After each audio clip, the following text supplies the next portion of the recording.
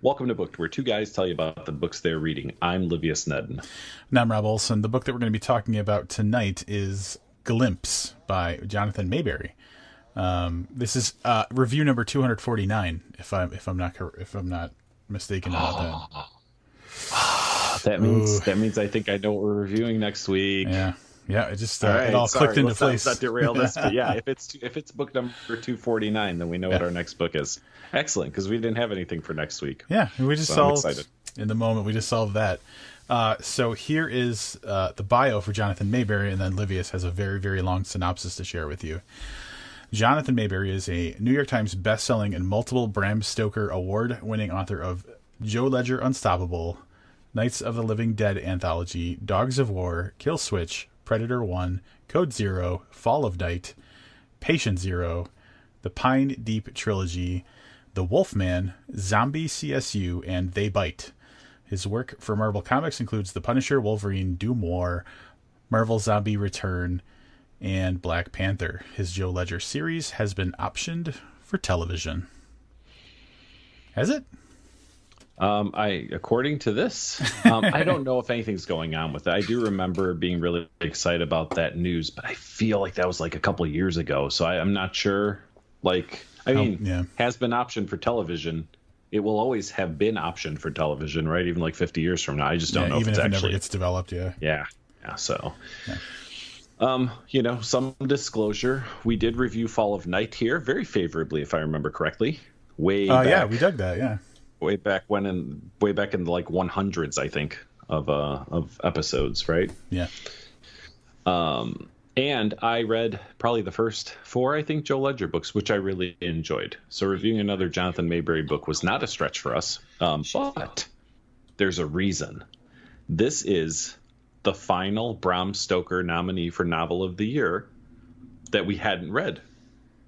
Yeah. So we are now probably better versed than most people that are going to be at the Bram Stoker Awards, is my guess.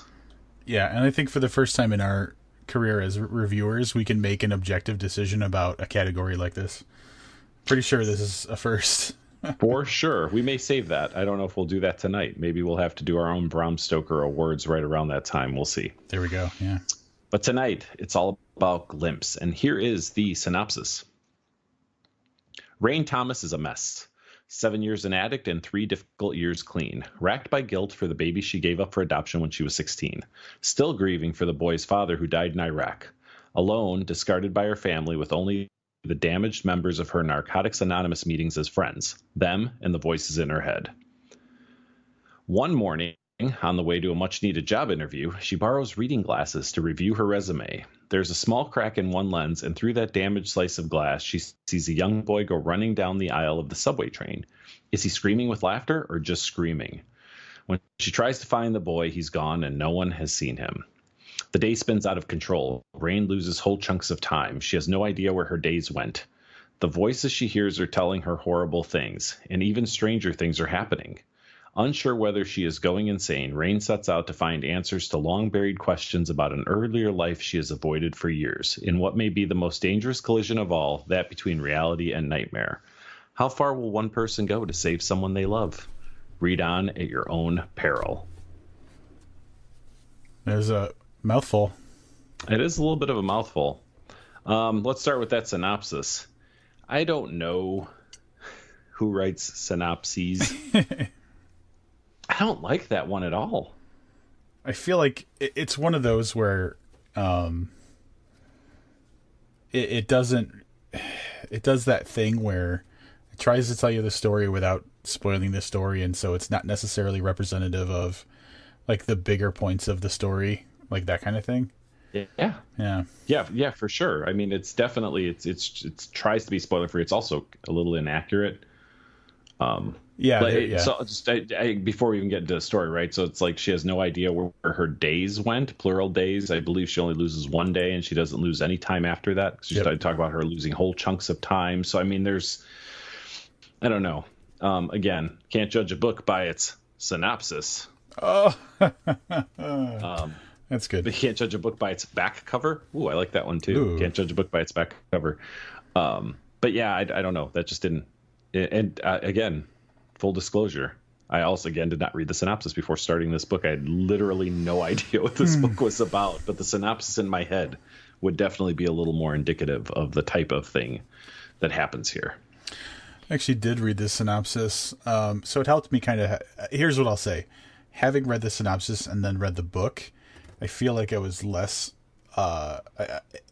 it was easier to suspend some of the disbelief because I knew types of things that were going to happen, so it was helpful in that sense.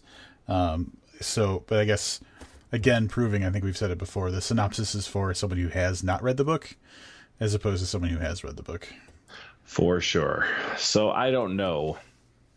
Like, we really, really try to stay within the bounds of the synopsis and not spoil things, but I don't think that's really possible. In order to be fair to the story and to give you guys kind of our take on it. And I'll say it, both the good and the bad. Now, I don't know how much, when I get down to nitty gritty, how much of that's going to have to be over in spoiler talk, how much of it can be here.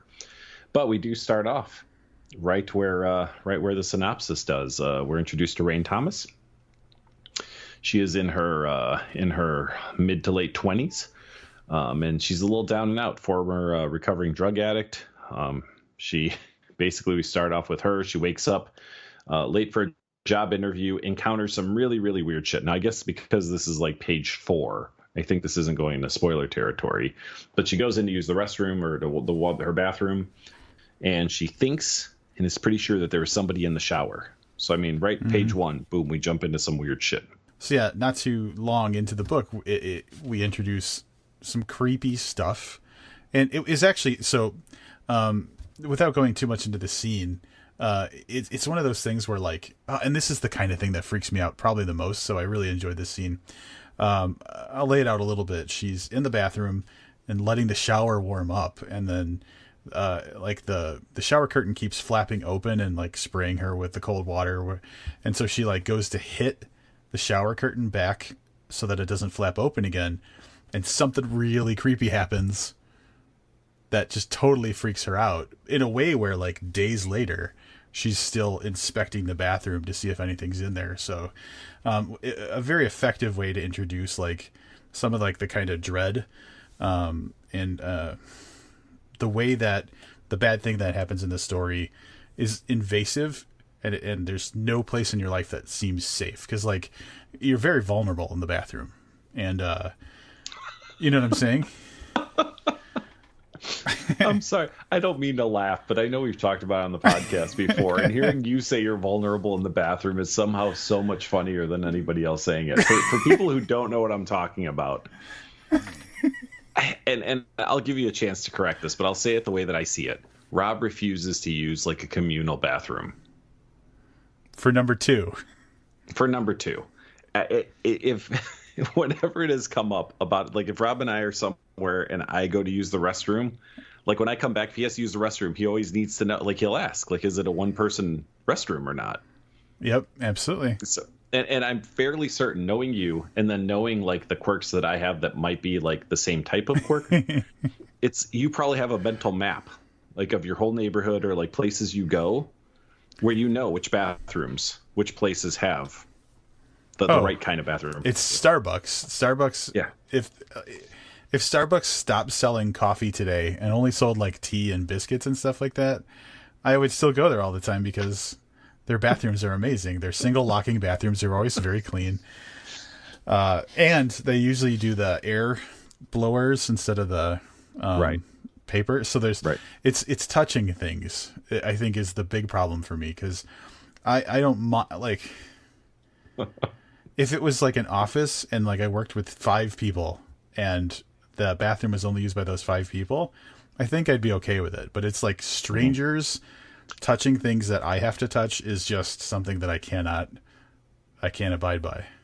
So at any rate, I'm sorry, just the way you said it was like, that's where you're the most vulnerable. That just kicked me into this. It's like, that was an insight. You're like yeah, especially Rob. In the rain in this book. We just got an insight into Rob. So yeah, it's always my life that gets weirdly exposed. Yeah, it's you know what? It's it's easy. That's the key. I think so. Yeah. But no, what you said is true. It does start off in a very creepy fashion, and then kicks into, its normal mode, right? So we have a character who is not really dealt on the face. This is not built up to the supernatural shit that's happening in her life, right? And we're not going to get into it a little bit, but I'll say just her life has been pretty day to day. She does suffer from some like weird dreams, basically. But now she's starting to see things are happening to her in her waking life in reality that, could be dismissed as she was a little crazy. She imagined it or whatever. But then we start to build and she starts to investigate, what's real and what's not. And that covers, the first few chapters of this book. So one of the main plot points of the story for Rain herself, but then also other characters that we're going to talk about in a minute, is the fact that she's an addict. And I was going to say recovering, but she's been sober for some time in the story that we're reading. But her addiction is something that is a big part of her life.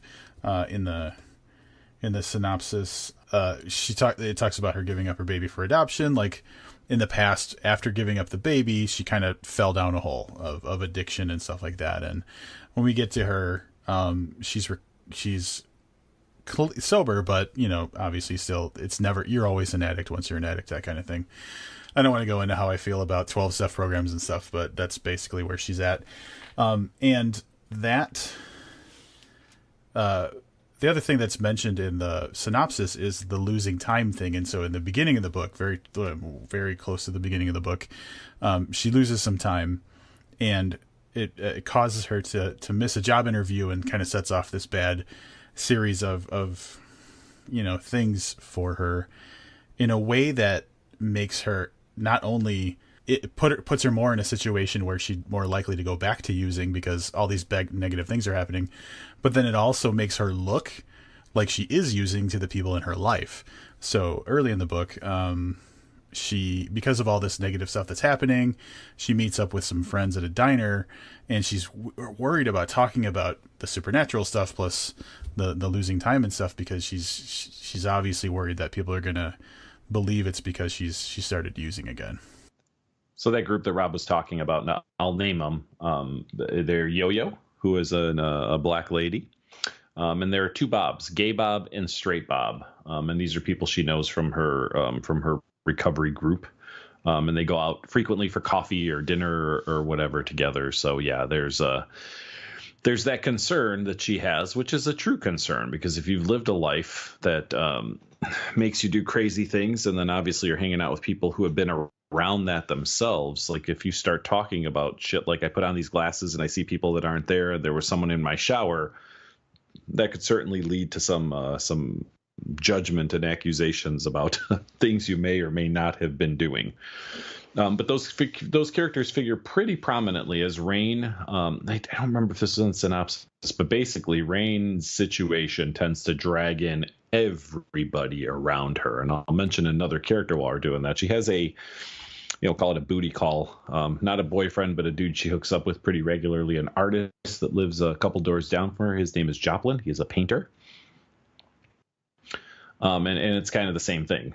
He knows about her addiction. She talks about like those days, how he gets a little cold and distant. So she's trying to figure out how to ask for help, but then she's afraid to, because she will think that the people around her will think that she has failed in her sobriety. And that's got to be a tough spot to be in, like facing the supernatural while you're worried that everyone's going to think you're back to like junkie status.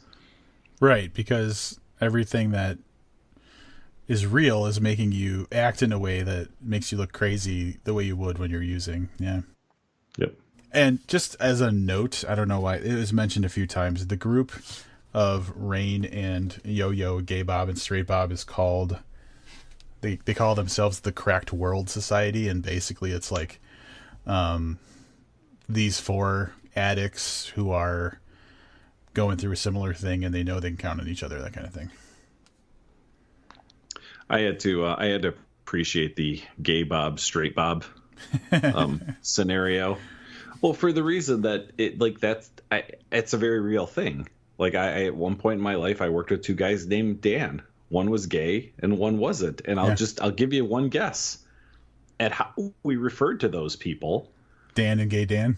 Yeah, exactly. Yeah. Well, and sometimes straight Dan. Like sometimes you would just throw that in there, like just for emphasis to make sure that someone knew you were taught. Like if you need to be very concise, you wouldn't just say Dan, you'd say straight Dan.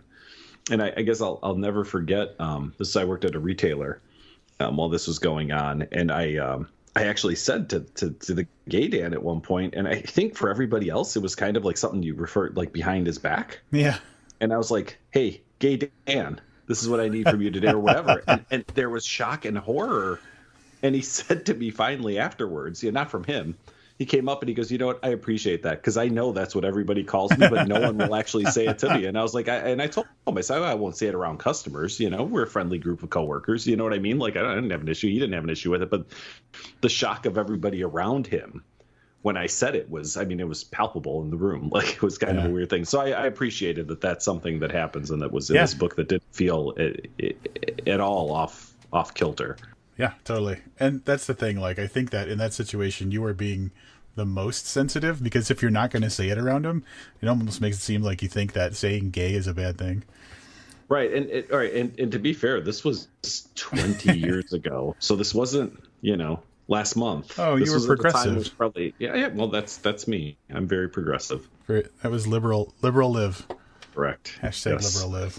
So here I'm gonna do this thing. We can't talk a lot about this because like the story that blossoms out of this lives in spoilers big time, and so some of the main characters or strong elements of the story we're probably not going to talk about just because then we're basically telling you a good chunk of the story. So there's going to be some big spoiler talk for this one, I believe. And it's a goddamn shame too because the body of this book lives in the things that we're not going to talk about. So here's what I will say. It's probably the most supernatural heavy book we've read this year. Yes. Easily.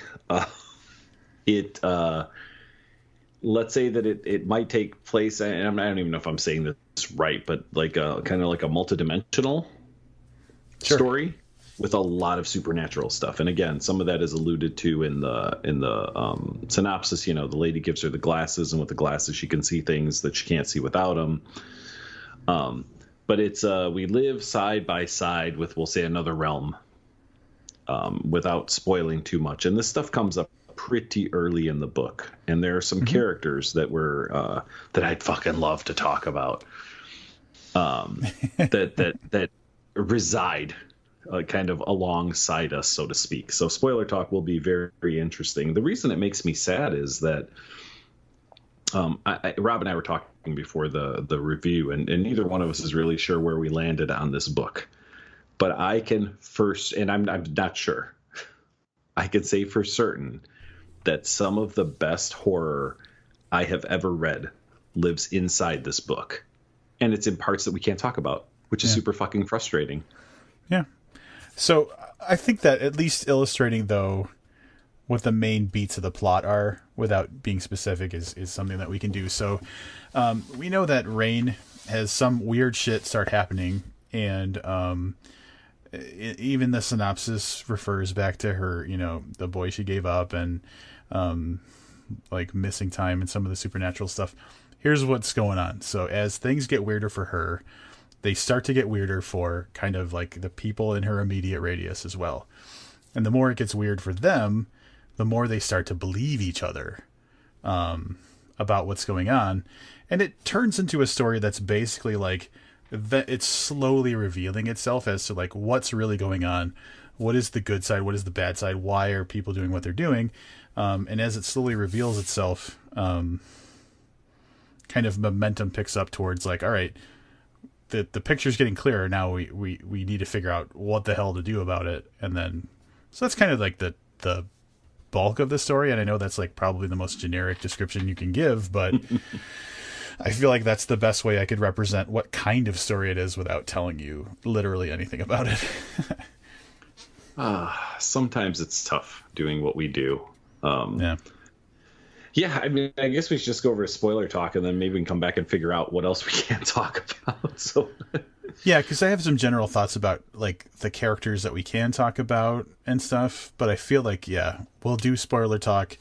we'll kind of solidify our stances on the book and come back. And once we've gotten all that stuff out, I think we'll be better at talking about what we can spoil. All right. For the uninitiated, Spoiler Talk happens over at patreon.com/booked. All contributors at the level of $1 a month or more have access to Spoiler Talk.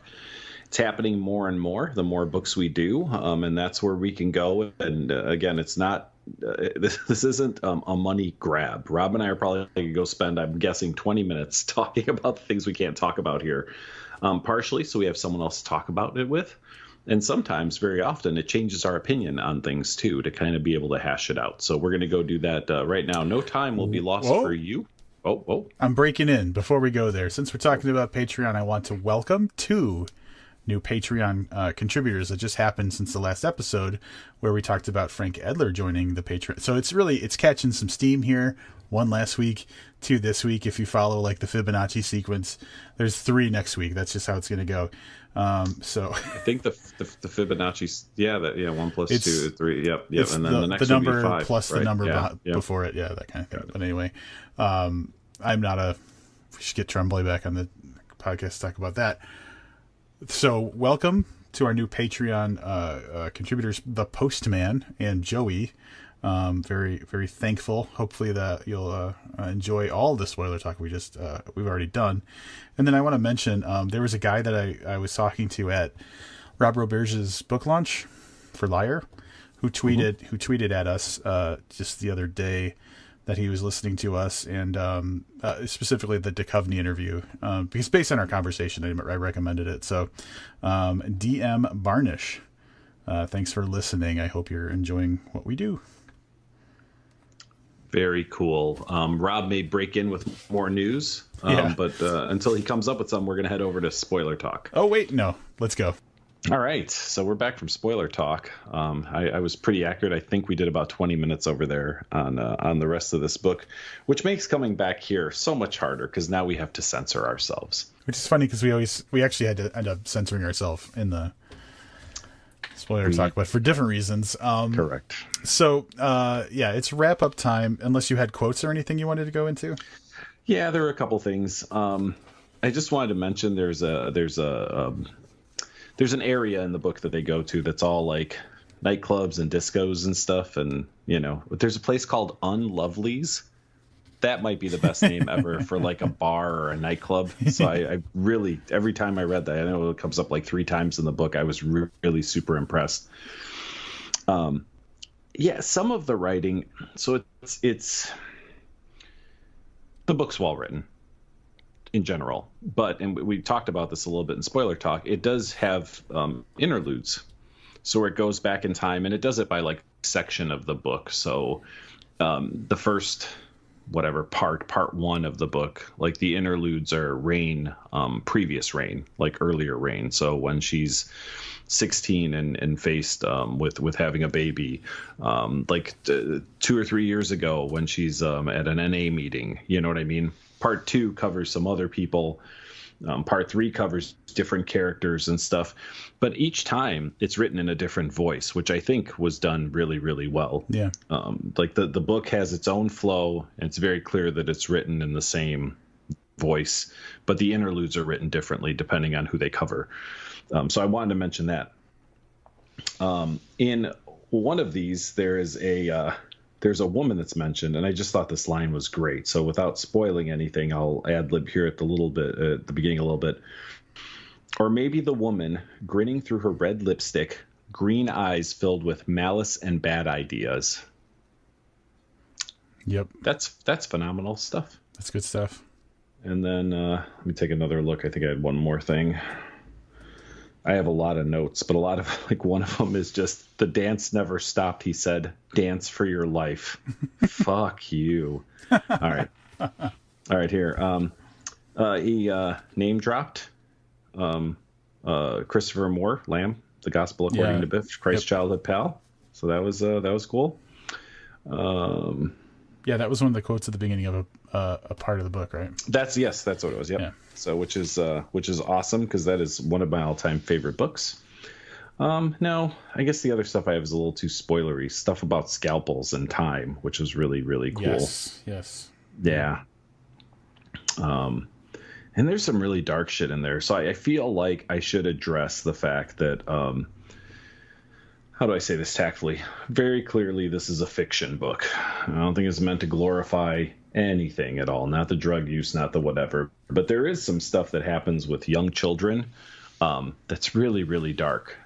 So as a word of warning, if you're super sensitive, that kind of thing, maybe this isn't the right thing for you. I will say that within those sections, again, I said it earlier, lies some of the best horror that I've ever read. And I can't say that passionately enough. Like, I was really wowed. I've been a fan of Jonathan Mayberry's writing. And no matter where I land on this book overall, I want to stress that inside that guy's mind probably lays the best horror novel of all time, if he set himself to do that. There you go. So wow, that's kind of all I've got on the book before we get to actual wrap-ups. That sounded a lot like a wrap-up. Yeah. I mean, most of it will probably serve for a wrap-up. But is that where we're at? Are we wrapping up now? Yeah, go for it. All right. So remember what I just said. The best horror ever lies inside the pages of this book. Rob and I did all kinds of math over in Spoiler Talk, and we came up with 80% of this book is great. And I sadly can't tell you why. That's the thing that sucks the most. Let's just say that there is a very vivid and eclectic cast of characters. There are some supernatural elements that are multi-layered, which I really, really liked. And the book also feels familiar in that some of these elements I've read in other books. And I'm not saying that Mayberry took them from other books. I'm just saying it's hard to write a really, really original character. So some of the books that this reminded me of, NOS 482, Nosferatu by Joe Hill, Clive Barker's the Harry D'Amour character that appeared in the movie Lord of Illusions, but he was in The Great and Secret Show and Everville, I think, or maybe he was just in Everville. At any rate, he was in the Clive Barker book that we did review on the podcast, the final Pinhead book. What was that called? The Scarlet Gospels. Yes, Harry was in that. So some elements of that. So, I mean, there were things that were familiar. There's some Alice Cooper in there, the way I see it. But it all worked so well together and was written so, so wonderfully. That being said, I know Rob is probably going to mention this. We had some problems with the end of the book, some significant problems from our standpoint. Again, not something I'm going to cover here, but it's really, really tough because part of this is some of the best horror I've ever read. And some of it didn't hit the mark for me. So, like, how do you do that math? I will land on something like this. I think that 2 or 3 years from now, I probably won't remember the stuff that I didn't like about this book, but there are passages in this book that'll probably stick with me for years and years to come. So I would, if I could make a few changes in this book, this would be a 5-star book.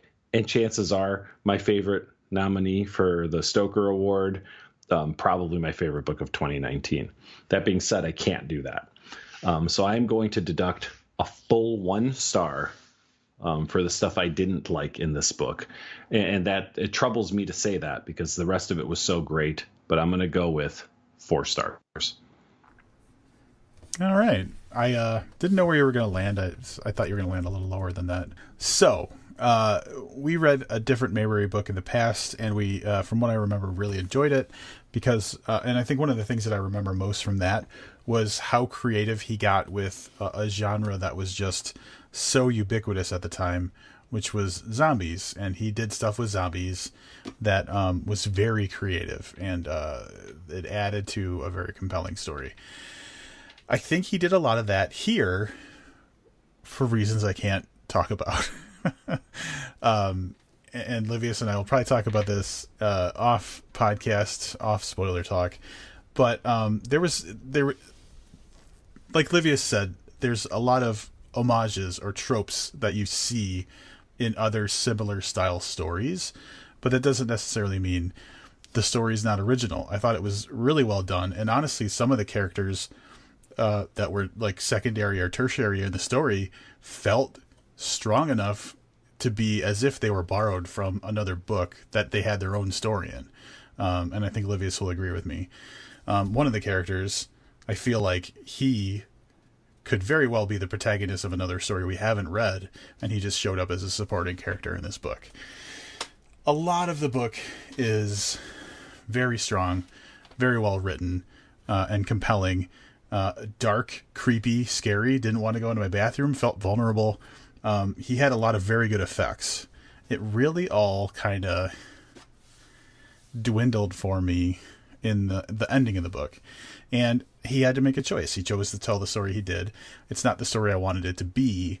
And so it's gonna suffer a little bit in my review because of that.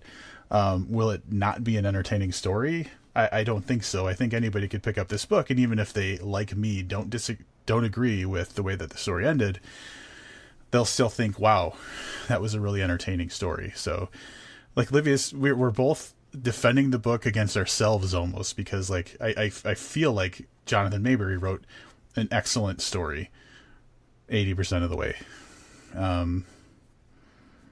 I had some specific objections to the way the plot turned out. There was nothing really confusing or poorly written. It was all very well written. It was just like some plot direction that I thought could have been served well to go differently. That being said, while Livius was giving his wrap up, I was kind of just glancing at the bio for Jonathan Mayberry, and I was reminded something that I don't really think about him as, and that's as a comic book writer. And I started to put the story in the context of, if I wrote a lot of comic books, this ending would seem way more natural for me to write than if I was a straight, like, fiction horror writer. Or if I was a reader of comic books, the type of ending that we got might seem more common or less off-kilter for me. So it might be that I'm one of the people of his audience that doesn't react to that type of ending as well. So I think I'm going to give him even more leeway than Livius did, because even going through spoiler talk and stuff, we celebrated so much more than we complained about. And so, I'm going 4.25. That is very surprising. I want to amend my wrap up a little bit and to say this. I think that if you are a horror writer, and certainly I don't encourage anyone to, to plagiarize or to let someone else's writing influence, whatever, you know what I mean? But like, y'all motherfuckers need to read this to really see. Rob says I'm jaded. We've read horror books where we've had an argument. I said, I didn't think it was an actual horror book. And Rob was like, you just desensitized. Like, some of these passages are so well done. That I really think it's required reading for anybody who's looking to really affect somebody. I don't even want to say terrify somebody or anything like that, because I wasn't terrified by anything in the book. But I mean, there were some passages in there that had some gravity to them that were just fucking amazing, man. I agree. I totally agree. Wait, did you? So you're just amending? You're not amending? Yeah, I just wanted to throw that in there. Because, like I said, the more I thought about it, the more I thought, like, I can't say enough about. Yeah. Like what he was able to do. I read some Amazon reviews, and I'm not going to read any of them here, but like some of the 1-star reviews, because of course those are always the most fun to read, right? Like, they cite some of the same things that you and I do. But man, to give this book 1 star, yeah. I can't process that. I just can't process it. And it's not objectively possible based on the fact that I've read it and I know how good it is. That's the whole thing, you know. I don't know, and it's tough because when you have to land, and I mentioned this a little bit in spoiler talk too, but I used to read books, and if you would have said to me before, like, what'd you think of the book? I probably would have just said, hey, it was great. It's a great book, right, man. Some issues with the ending, but it was great. But when you have to assign a number to it, now you have to start doing like weird math, and like you have to pull out the scales, right? Like Lady Justice, and you have to put the good stuff on one side, then you got to put the bad stuff on the other, and kind of see where you end up. And it's woe is me, right? Podcaster problems. Like, sometimes it's really tough to come up with that equation. I was thinking about that too, and not to get too far down a rabbit hole, but like there's just the part of assigning a number to something. I think we assign a number to something because it's something that is universally understood, but it doesn't tell the story as well as talking about the book does. So and I think that's one of the reasons why we don't emphasize our rating system anywhere on our social media or like, our website or anything, is because it's not as important as talking about the book. When I was trying to buy a new car, I watched a bunch of, YouTube, videos about cars, and oftentimes they would have rating systems where they would break it down into categories and give numbers and an overall score. And great, it was a comprehensive way to look at something, but it didn't help as much as hearing someone say like what the ride felt like, if that makes sense. And so, a rating system is kind of necessary, but it's also like if we were to go back and look at all the books all 249 now that we've reviewed for the podcast, and look at all the ratings we gave them, we'd be like, why the hell did I give that this and this other one that? Except for Zoo by Patterson, we that makes sense. Yeah. Well, it's a couple of things, right? Like, I am sure that I have rated other books that are not as good as this book 5 stars. But you know what? Maybe they were more enjoyable. Like, there's that, and I know I've talked about it before, right? Enjoyable versus good. Yeah. The book we're going to be reviewing next week, I don't know if it's a good book, but it's goddamn enjoyable, right? You know what I mean? So if I put up, and I'll just spoil it now while we're talking about it, right? Apathy and Other Small Victories versus Glimpse, and you said, which one's the better book? Yeah. And I said, well, you mean better like good? It's Glimpse. But Apathy and Other Small Victories is one of my all-time favorite books. Yeah. So, I couldn't, like, if you asked me on a good scale to give them a number based on how I thought, like, how well written they were, how deep the story were, how the story affected me, I'm going to rate Glimpse higher. But there's no way when you ask me, if you ask me right now, name your top 5 books, Glimpse isn't in there.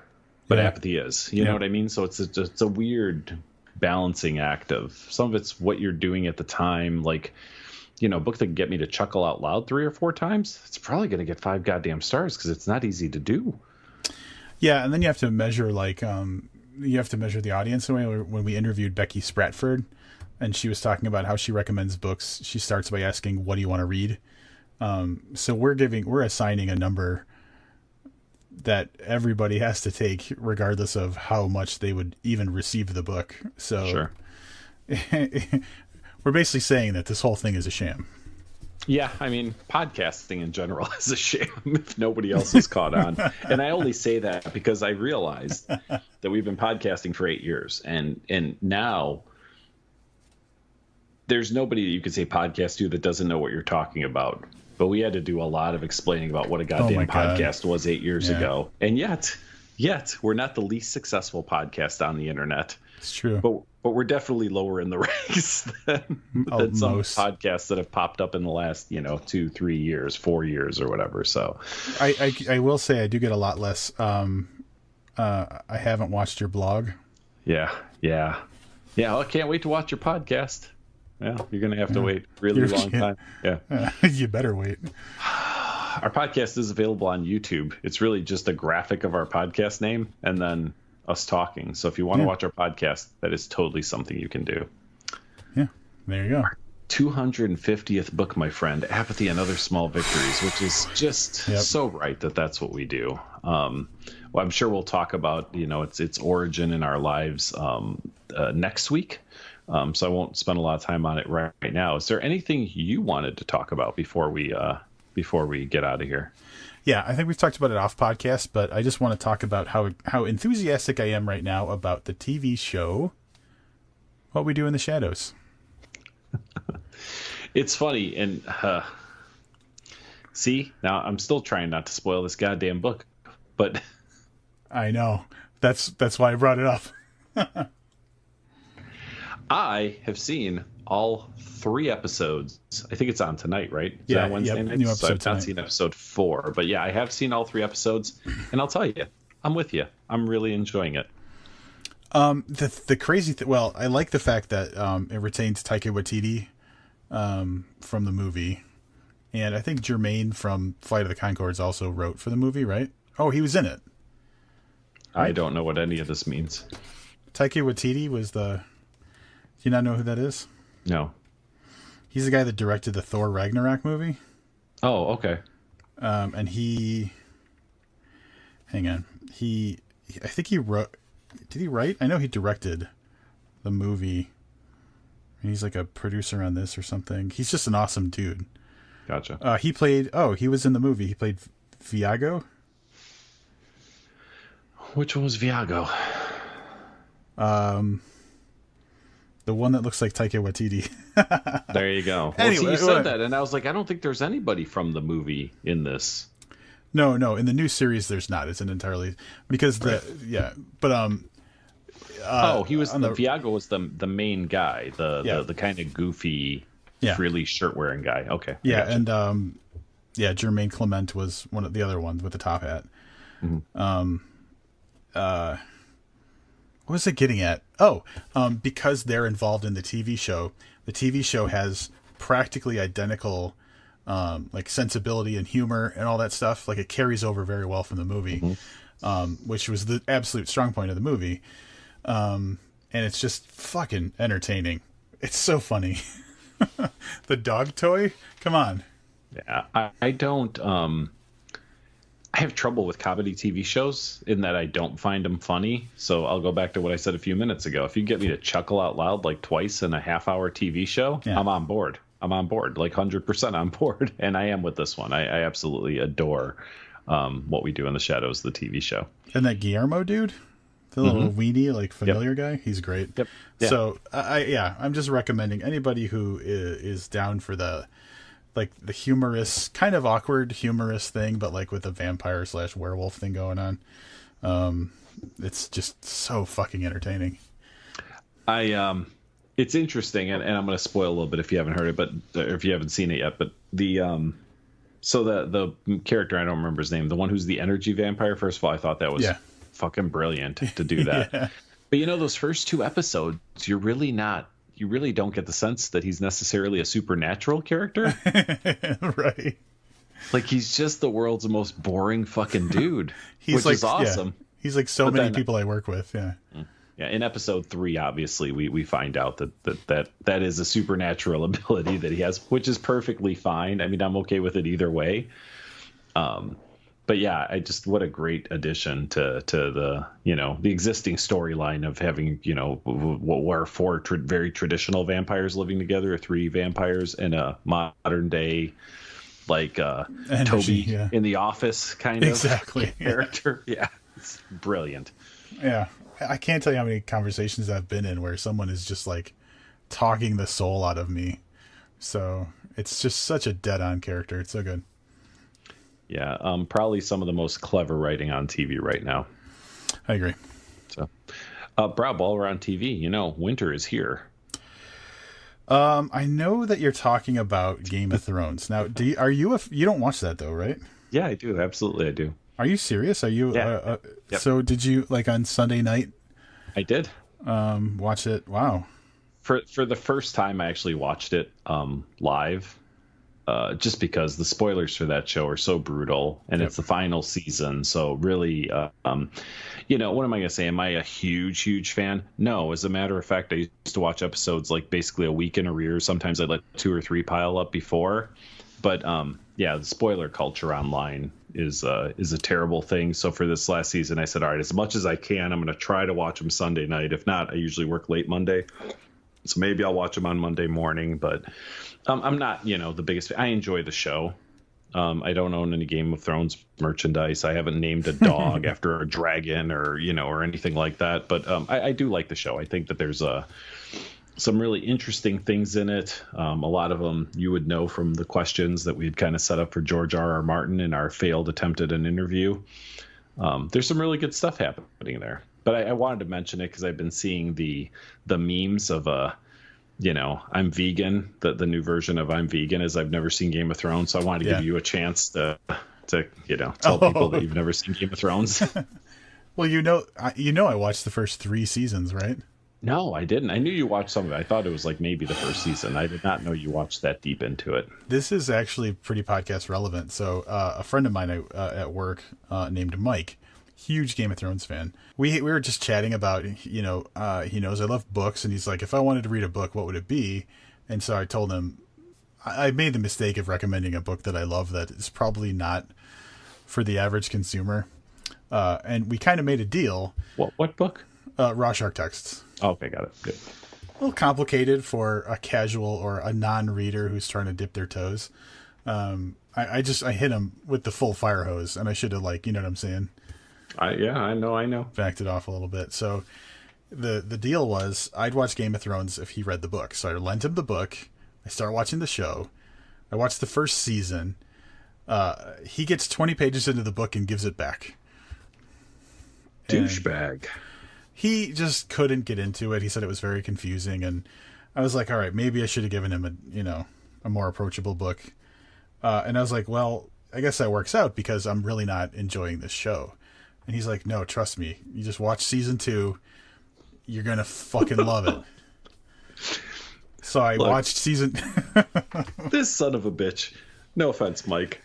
He wants you to commit 16 hours.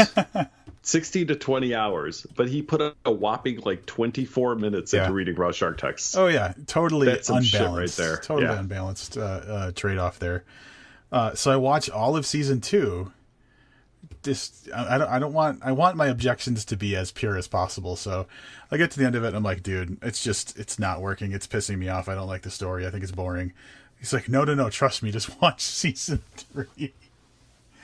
So I did. And so finally I was like, fuck it. No more after season 3. I was like, no, I just don't like the show. I went way further than I should have. I don't like the show. So, but now I feel like I can complain about it from an educated perspective because I've watched close to half of it. No, I would say if you're 3 seasons in, then saying you don't like it is definitely a fair. I'm surprised, quite frankly, because I think that it's one of the more, I don't want to say literary, but one of the more that's more story structured like a book. Sure. And not just because it's based on books, but you're following, whatever, by season 3, probably 8 different characters, and their storylines are going to converge at some point, kind of thing. Yeah. So I think it's filmed very much as it's probably written. I haven't, and I'm not going to read the books. But yeah, I'm really surprised that you dislike it that much. I thought you just hadn't watched, that you watched a couple episodes and just couldn't get into it, and that wouldn't be a fair place to really make an assessment, on the entire series. But at 3 episodes, that's plenty. Yeah, and I no one probably cares about my objections to it, but I think it came down to by the end of season 3, and I'm sure people will disagree with me who are fans of it, I felt like I kept having to invest in no payoff. Like, nothing continued to happen. There was a lot of things going on, but there was and the plot continued to introduce new things. Mm-hmm. And I felt like nothing, even though so much was happening, nothing was happening. It was like a room full of people waiting for someone to make a point. Like everybody's small talking because they don't want to be the one that starts the speech, like that kind of thing. I totally get what you're saying. Like seasonality. So even bigger TV shows typically tend to introduce a story and then mostly close out said story within a season. And Game of Thrones is like one really long fucking season. Yeah, and I'm just not having it. It just doesn't work for me. So I'm not the kind of guy that's like, oh, you like it, it's stupid, so you're stupid. But I will be very, I won't hide the fact that I didn't care for it. I just think it's funny that there are people out there that had not seen it, and then before the newest season, the final season, we're like, all right, I'm going to get all caught up right now, and then those people fucking get online and post about, they do the thing, right? The thing that drives me nuts. Like, I know you just discovered something that started 7 years ago, right. But it's not exciting for us to know that you're enjoying something that we were excited about 7 years ago. A lot of times, I think with this show too, I probably didn't jump on until season 2, and I probably benefited from having that running start of not one a week from the beginning. I don't know if I would have stuck with it either. But having, being able to binge watch 8-10 episodes, whatever it was, I was invested enough that when season 2 rolled around, then I could do the week by week, or like I said, sometimes I'd stack 2 or 3 episodes or whatever, and I can watch it that way. But now, man, Sunday nights I'll be in front of my TV. You know what the real fucking wild thing about Game of Thrones is? Tell me. If you go to the beginning of our podcast, within the first probably 8 episodes, I know we had a conversation saying, yeah, there's this new TV show coming out called Game of Thrones, and it looks really interesting. So we've existed longer than Game of Thrones. Well, there you go. There's a lot of things we've existed longer than. Pretty weird. All right. Pretty weird. I have nothing else on TV that I'm into or excited about. I will say from a movie standpoint, though, it looks like we will see 3 from Hell from Rob Zombie, like September-ish. Oh, did it get a date, or it's just kind of... Yeah, a loose date. But yeah, September is what I saw online. So that's very exciting because we will be doing a movie review for that, I'm sure. Oh, yes, absolutely. That's cool. I'm sure we'll go sit in the recliner seats and watch that opening weekend or whatever. Very exciting. So. I'll try to loop in another random friend into the viewing, too. Of course. Of course. So, yeah, next week, Apathy and Other Small Victories by Paul Nealon. Super, super excited. I'm assuming you have a paper copy of this, don't you? I do, first edition. Hardcover. I don't.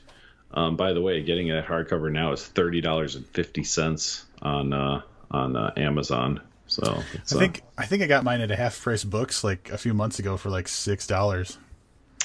Nice. I don't know. I mean, I read it digitally, so I have to say I'm sure I could just re-download it or whatever. But that's gonna be our next review. That's one of the first books Rob and I remember talking about together, and it's been mentioned on this podcast a lot. That came out in June of 2007. So older than the podcast, yeah. That's around the time Raw Shark Text came out, too. It was a good year for books. It was a very good year. I didn't realize that. But, yeah, that was a very good year for books. So that'll be our 250th book review. I'm going to give you guys a big fat spoiler. That's going to get 5 motherfucking stars from both of us. Can we just both give a rating now? I'm going to give it 5. Yeah. I would like to give that book 5 stars for sure. So, see, we saved that awkward part where we have to reveal our stars for the book. So if you have time to hop on Amazon, pick up the Kindle edition, read along, which is something that would be great that you could do. So you've got plenty of time to do that until next week. If you have nothing else, Rob, then I think that's it. Absolutely. That's wrapping it up for this week. I'm going to go watch some What We Do in the Shadows. Until next time, I'm Rob Olson. And I'm Livius Nett, and keep reading.